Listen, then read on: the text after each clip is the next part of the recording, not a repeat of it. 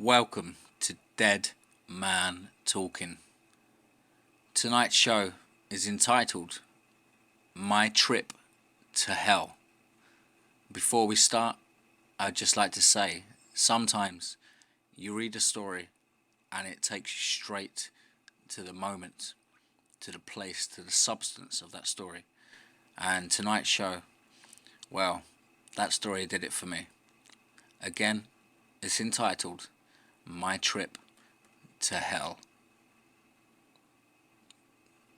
Today, I decided I would die. I learned that we don't get a lot of choices in life. We like to think we do, but we don't. So, I made the choice to die. If anything, at least I get to do that. Unfortunately for me, this is just the beginning, because I got to experience what hell really is and what is in store. When I woke, I wasn't really aware of my surroundings. I didn't care much either. It was dark, quiet, and lonely.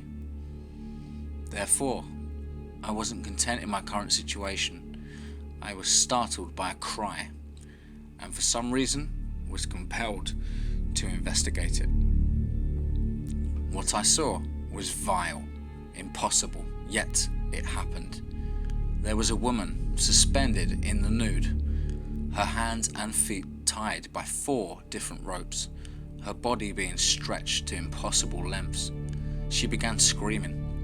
Just as she reached ear-piercing decibels, she was torn apart, blood poured from each end of the rope, her entrails dangling freely. That's when the impossible happened. She was put back together again. No movement, no indication, just there, waiting to be pulled apart. I quickly moved on to find out anything of where I was, though I had an idea. As I walked away, I heard the screams from the woman again, but only once before I would never hear it again. There was only one path to walk down, so I followed it. Each step, each breath, they all took me past a new horror, a new way to lose my sanity. People burning to death, but never falling. People crying about what they did, while things destroyed their minds and bodies, but never giving the poor souls relief. I hoped I wouldn't actually catch the attention of anyone or thing while I wandered. I felt the ground shift at one point, but didn't notice any visual changes. I wasn't sure what to think until I saw it. I'm not sure if it was a demon, a torturer, or some sort of devil himself. I really wish I didn't see him though. A massive being, disfigured in face, as if bashed by a rock and carved with a knife. These things' eyes on his face did not start where they are now.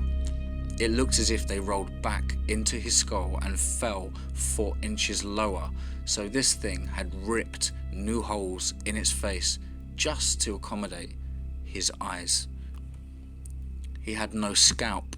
Instead, what I'm assuming is his brain was just out.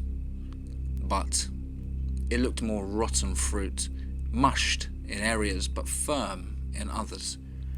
His mouth looked like it was made with a fish hook that was stabbed at one end and cruelly dragged across his face.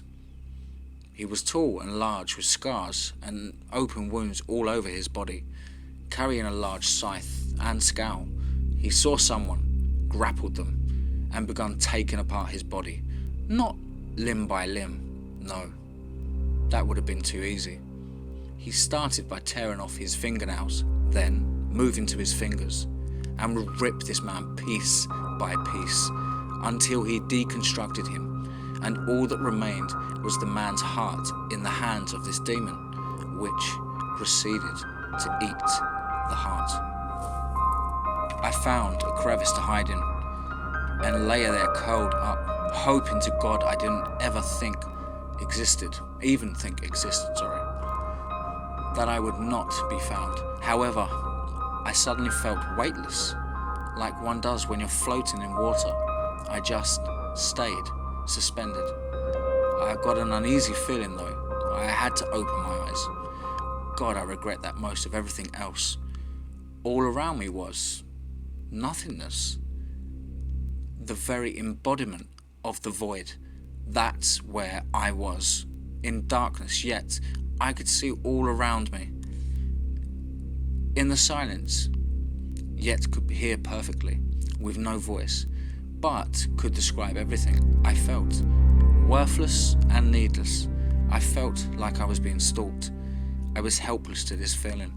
I sat there suspended in the void, waiting, hoping anything would happen. My mind was flaring the warning signs, that feeling you get of foregoing presence. I felt it approach quicker and quicker now. As I accepted my fate here and the approaching torment and pain coming towards me, I actually got a smile on my face, just a moment before it all crashed, but a smile nonetheless. I was happy, just this brief moment, that even in hell, I got a moment of peace, and there I was, ready for never-ending death, pain, torture. In the moment, I was ripped in half, one end dragged away from the other. I closed my eyes, and I cried out in pain. I woke up, but I was in my bed, my girlfriend laying next to me, my pillow soaked with tears. But what caught my eye as I looked over to check the time was a note, and in very intricate handwriting said, "Never believe you control anything, not your life, nor your death.